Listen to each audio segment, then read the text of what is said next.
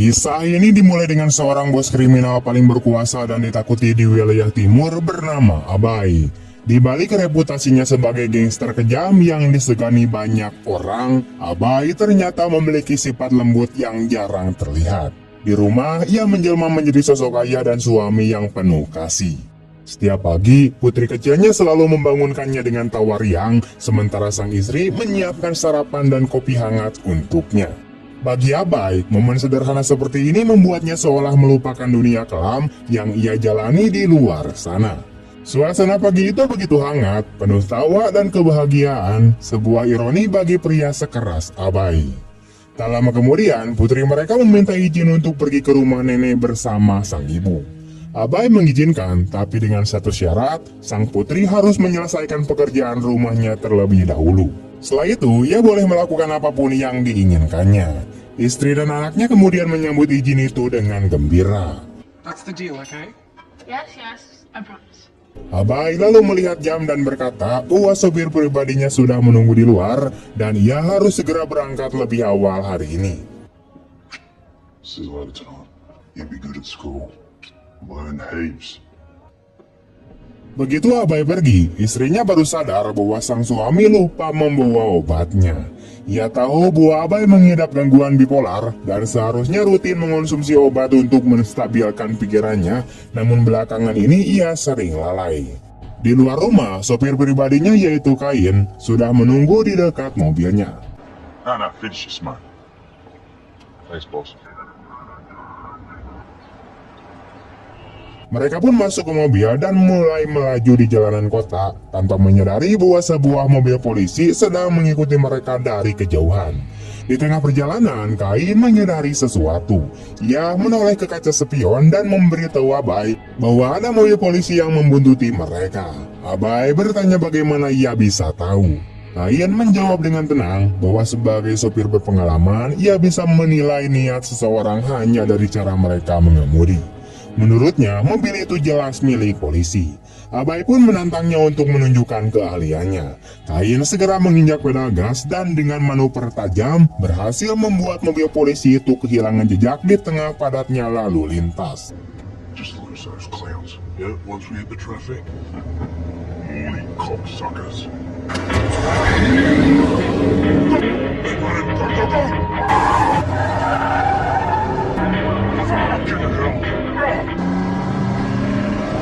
Setelah situasi aman, Kain bertanya kemana tujuan mereka hari ini. Abai menjelaskan bahwa mereka akan menemui seseorang bernama Franky untuk menyelesaikan masalah yang sudah berlarut-larut. Dulu, mereka sempat membuat kesepakatan bahwa Franky akan mengurus wilayah selatan, sementara Abai mengendalikan wilayah timur. Namun belakangan, Franky melanggar perjanjian itu dan mulai memasuki area kekuasaan Abai, menyebabkan banyak kerusuhan. Abai berniat menuntaskan semuanya hari ini juga. Setelah itu, ia menghubungi seorang pria bernama Richard, yaitu sosok yang dikenal sebagai pengatur keuangan dan pencuci uang untuk berbagai kelompok kriminal. Beberapa waktu lalu, Abai sudah mempercayakan sejumlah besar uang kepadanya. Namun saat ia menelepon, Richard justru menolak panggilan itu begitu saja. Hal tersebut membuat Abai marah besar. Forever a week now. Thinks he's above me. Tak lama kemudian, ia menghentikan mobil di sebuah tempat dan menemui seorang pria lain. Ia menyerahkan sebuah amplop sambil menyebutkan nomor apartemen dan waktu pasti, yaitu pukul 3 sore untuk mengantarkan amplop itu ke sana. Pria itu mengangguk dan segera pergi. Knock twice. Sniff it under the door. Sementara itu, Kain terlihat sedang berlatih tinju. Orang-orang mengenalnya sebagai sosok yang keras, brutal, dan tak punya belas kasihan. Ia hidup dari darah dan kekerasan, memburu target, menyelesaikan pekerjaan, lalu pergi tanpa menoleh. Setelah berlatih cukup lama, Kain mampir ke sebuah toko untuk membeli minuman. Namun ketika berbalik, dua pemuda menatapnya dengan pandangan menantang, seolah ingin mencari gara-gara.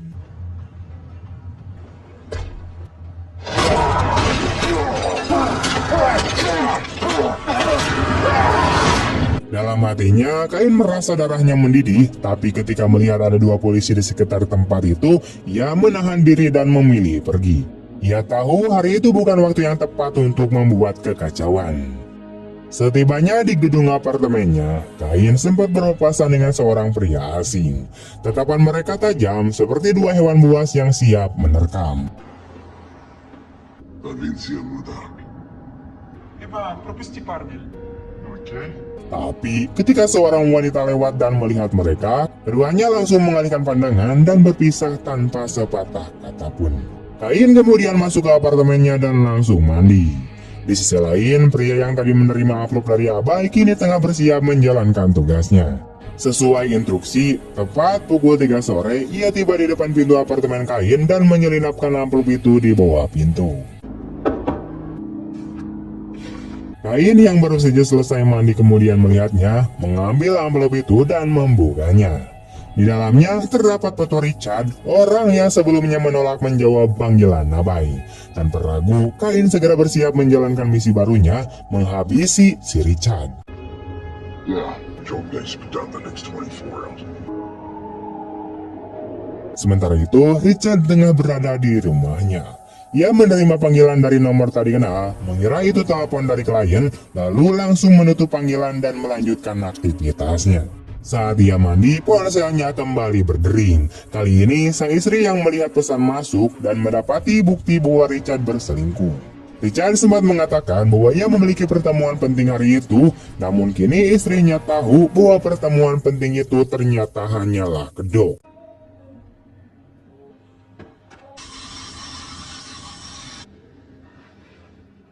Fucking stud. Ketika Richard keluar dari kamar mandi, ia berkata dengan santai agar sang istri tidak perlu menunggunya malam ini karena ia mungkin akan pulang larut. Istrinya hanya diam, menyimpan amarah dan kekecewaan di dalam hatinya. I love you. Love you.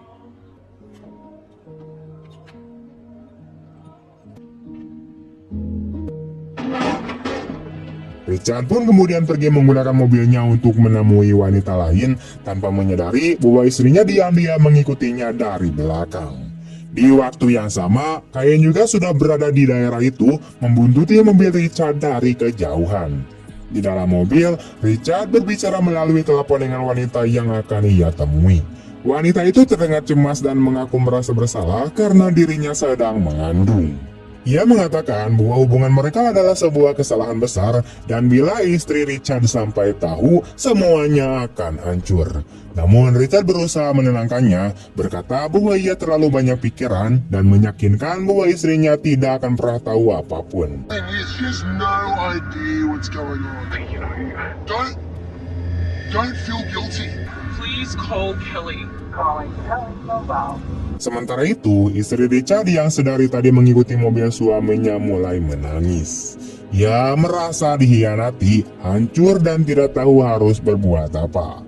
Dalam keputusasaan, ia menelepon adiknya bernama Kelly untuk mencurahkan isi hatinya. Setelah beberapa kali mencoba, akhirnya Kelly mengangkat telepon. Dengan suara bergetar, sang istri menceritakan bahwa suaminya berselingkuh dan kini sedang dalam perjalanan menemui wanita itu. Ia juga mengaku sedang mengandung dan tidak sanggup lagi hidup bersama pria yang telah menghancurkan kepercayaannya. Kelly berusaha menenangkan kakaknya, meminta agar ia tetap tenang dan jangan bertindak gegabah. I think we're just having an affair. With who? This girl that he names Lollipop will saw it with my own eyes. Namun tanpa mereka sadari, situasi sudah semakin rumit. Tak lama kemudian, Richard kembali berbicara dengan wanita itu dan ternyata wanita yang ia temui bukan orang lain, melainkan si bebel Kelly sendiri, yaitu adik kandung istrinya. Kampret! Kelly mengatakan bahwa semuanya sudah berakhir dan apapun yang terjadi, mereka tidak boleh bertemu lagi, bahkan malam ini sekalipun. Setelah berkata begitu, ia menutup telepon. Richard yang marah kemudian membanting ponselnya dan membelokkan mobil ke area parkir, sementara pikirannya dipenuhi rasa curiga bahwa istrinya mungkin sedang mengikutinya. Ketika Richard keluar dari mobilnya di area parkir, ia melihat Kain sudah berdiri di depannya.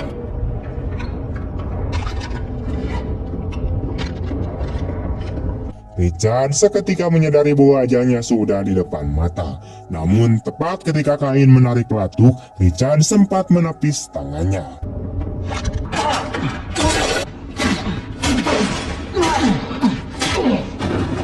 Peluru itu melesat lurus dan justru mengenai istrinya sendiri yang ternyata telah tiba diam-diam dan berdiri di sampingnya tanpa diketahui siapapun.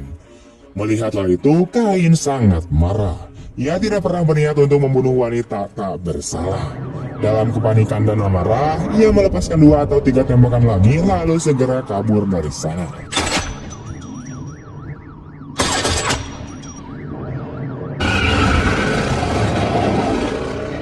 Saat berlari meninggalkan tempat itu, ia langsung mencoba menelepon Abai untuk melaporkan kesalahan fatal yang baru saja ia perbuat. Namun panggilan itu dijawab oleh istri Abai yang mengatakan bahwa suaminya sedang tidak di rumah. Kain kebingungan dan tidak tahu harus berbuat apa. Sementara itu, Abai telah tiba di sebuah klub bersama sopirnya.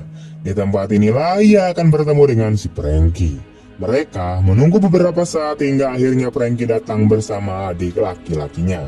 Abai menyambutnya dengan mengulurkan tangan untuk berjabat, tetapi Frankie menolak menjabat tangannya. Tak lama kemudian, ia malah memeluk Abai dengan sikap yang tampak pura-pura ramah. Setelah itu, adik Frankie mulai mengejek Abai dengan bahasanya sendiri, berpikir bahwa Abai tidak akan mengerti. Namun, Abai jauh lebih pintar dari yang mereka kira. Ia memahami semua yang dikatakan. What, you play chess or something? Ia kemudian langsung menatap Frankie dan berkata dengan nada tegas bahwa ia ingin langsung ke inti permasalahan. Ia mengingatkan Frankie bahwa tampaknya ia sudah lupa dengan kesepakatan mereka. Selama ini, Frankie terus-menerus memasuki wilayah kekuasaan Abai dan menimbulkan banyak masalah. Namun, Frankie hanya tersenyum tanpa menjawab sepatah kata pun. Setelah beberapa saat, Frankie mengeluarkan papan catur dan berkata bahwa mereka sebaiknya menyelesaikan urusan ini dengan bermain catur. Abai terkejut dan bertanya mengapa ia ingin bermain catur. Frankie menjelaskan bahwa mereka akan mempertaruhkan wilayah masing-masing. Jika Abai menang, wilayah selatan akan menjadi miliknya. Namun jika Frankie menang, wilayah timur akan menjadi miliknya. Dan Abai harus berjanji tidak akan pernah ikut campur lagi. Ia juga menegaskan bahwa Abai harus benar-benar menghilang dari urusannya. How about the winner lives, the loser dies? Mendengar itu, Abai berkata dengan nada tajam bahwa ia tidak bermain untuk hal kecil seperti itu. Jika ia bermain catur, maka taruhannya harus besar. Frankie menatapnya dengan heran dan bertanya apa yang bisa lebih besar dari mempertaruhkan wilayah kekuasaan. Abai menjawab dengan dingin bahwa jika ia menang, maka ia akan menghabisi Frankie, dan jika Frankie menang, maka Frankie harus menghabisinya.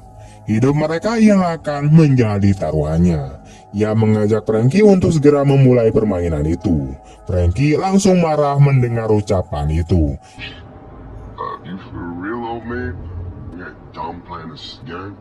Ia berteriak menuduh Abai gila karena ia mempertaruhkan nyawa hanya demi permainan catur. Ia menolak dan berkata bahwa permainan semacam itu tidak akan pernah terjadi.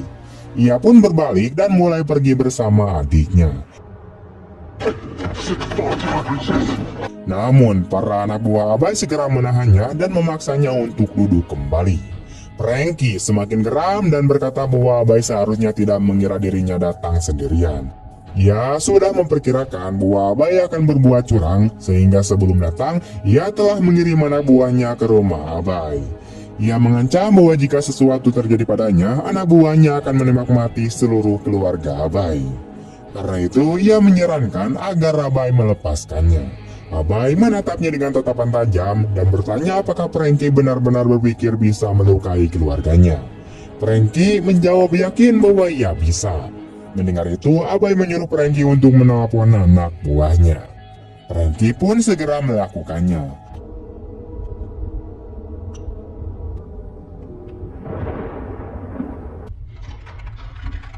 Oh, it's weird. It's fucking empty. What do you mean it's no one there? Begitu panggilan tersambung, anak buah Franky menjawab dan Franky tersenyum, lalu menyuruh mereka masuk ke dalam rumah Abai agar ia bisa mendengar sendiri teriakan istrinya.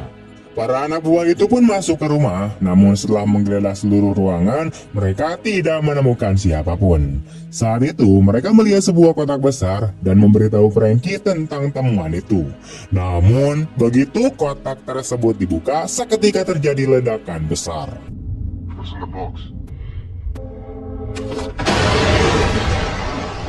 Semua anak buah Franky tewas di tempat. Abai lalu mengetahui kemampuan dan kemungkinan langkah yang akan Franky ambil. Karena itulah sejak pagi ia telah menyiapkan rencana ini. Kini semua anak buah Franky telah mati dan Franky tidak akan mendapatkan apapun dari kematiannya sendiri. Abai mengatakan bahwa satu-satunya kesempatan Franky untuk tetap hidup adalah dengan memainkan permainan catur itu dan memenangkannya, karena pada akhirnya ia tetap akan mati juga baik kalah maupun menang. Setelah berkata demikian, Abai memulai permainan. Bill lives, there's a toss. When it lives, there's a toss. Franky yang tidak punya pilihan lain akhirnya ikut bermain. Permainan pun berjalan perlahan. Namun setelah beberapa saat, Abai mulai menyadari bahwa ia lupa membawa obatnya dari rumah. Tanpa obat, kondisi mentalnya mulai memburuk. Ia mulai menunjukkan perilaku aneh dan kehilangan kendali atas pikirannya. Di sisi lain, Franky juga bermain dengan rasa takut. Ketegangan terlihat jelas di wajahnya karena ia tahu bahwa hari itu kemungkinan besar adalah hari kematiannya. Namun Abai sendiri semakin tidak stabil dan tidak mampu membuat keputusan yang tepat hingga satu persatu langkahnya salah dan akhirnya ia menyadari bahwa ia benar-benar kalah dalam permainan itu. Good, Frankie. Checkmate. Fuck yeah! You're going to lose. You always lose. Suck a nut! Come on. You lost everything. Franky yang berhasil menang tidak percaya bahwa ia benar-benar mengalahkan Abai. Ia tertawa keras sambil menghina dan mengejek Abai karena telah kalah. Abai yang dipenuhi amarah kemudian mencabut pistolnya dan menembak kepala adik Franky tanpa ragu.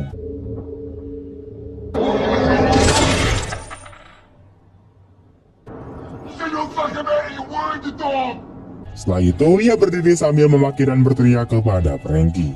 Ia juga mulai menghina orang-orang lain di sekitarnya.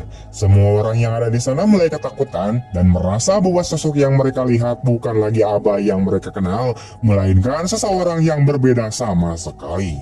Sikapnya berubah drastis. Ia berteriak dan menanyai tangan kanannya berapa banyak orang yang telah ia habisi.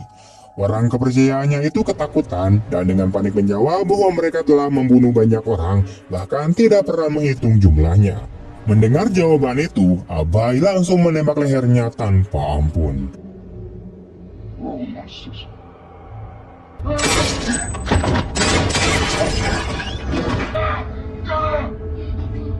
But the thing is, I'm the biggest monster of them all. Orang-orang di luar ruangan mendengar suara tembakan dan langsung marah, di mana mereka mulai mengeluarkan senjata masing-masing. Namun Abai bergerak lebih cepat dan menembak semua orang satu persatu tanpa rasa takut. Kain yang berdiri di sana menyaksikan kejadian itu. Ia menyadari bahwa kondisi Abai semakin parah dan benar-benar tidak bisa dikendalikan lagi. Tiba-tiba muncul sosok lain yang juga terlihat seperti Kain. Begitu ia muncul, suasana menjadi kacau. Sosok Kain yang satu ini jauh lebih brutal dan beringas seperti biasanya. Sementara sopir Kain hanya bisa terpaku menyaksikan semuanya. Abai atau tepatnya kepribadian Kain yang telah mengambil alih dirinya menodongkan pistol ke mulut Franky dan memaksanya meminta maaf. Today's a good day to die, Frankie. Namun Franky tidak bisa mengeluarkan sepatah kata pun. Kain lalu menekan pelatuk dan menembak Franky hingga tewas.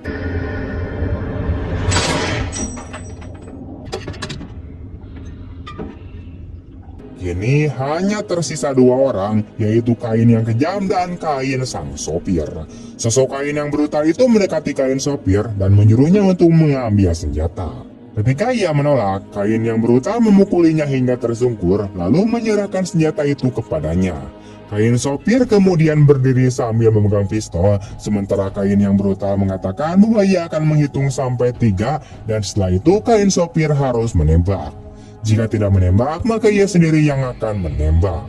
Kondisi kain sopir semakin tegang dan ketakutan. Saat itulah kebenaran sebenarnya terungkap. Sosok kain yang brutal ternyata tidak lain adalah Abai sendiri. Abai menderita gangguan kepribadian ganda. Dalam kesehariannya ia tampak tenang, tetapi ketika harus membunuh seseorang, kepribadian kain yang sadis selalu mengambil alih tubuhnya. Ia telah hidup seperti ini selama bertahun-tahun. Dalam pikirannya, ia percaya bahwa Kain tinggal di apartemen itu, padahal sebenarnya Abai dan Kain adalah orang yang sama.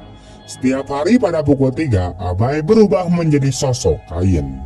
Kedua kepribadian itu tidak pernah saling bertabrakan karena Abai selalu rutin meminum obatnya tepat waktu. Namun hari ini, karena ia lupa meminumnya, kepribadian Kain sepenuhnya mengambil alih tubuh Abai untuk pertama kalinya. Kini bukan lagi Abai yang memimpin tubuh itu, melainkan Kain.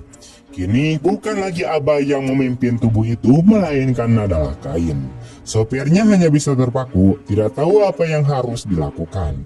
Ia telah lama bekerja untuk Abai, tetapi dalam beberapa hari terakhir, ia mulai menyadari bahwa bosnya benar-benar di luar kendali dan bisa melakukan apa saja, termasuk membunuh siapapun tanpa ragu. Kini, Abai atau Kain menodongkan pistol ke arah sopirnya sendiri. Sopir itu menyadari bahwa jika ia tidak menembak terlebih dahulu, maka Abai akan menghabisinya. Begitu Abai mulai menghitung hingga 3, sang sopir menembak dan peluru itu langsung menembus kepala Abai, membuatnya jatuh ke tanah.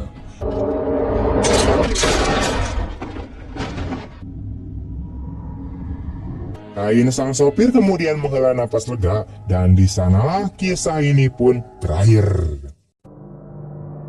Oke teman-teman, sekian dulu untuk video hari ini. Bagaimana tanggapan kalian tentang film ini? Tulis di kolom komentar. Dan jika kalian suka dengan video ini, jangan lupa untuk like, komen, share kemanapun kalian suka. Terima kasih banyak telah menonton sampai akhir. See you next time and bye-bye.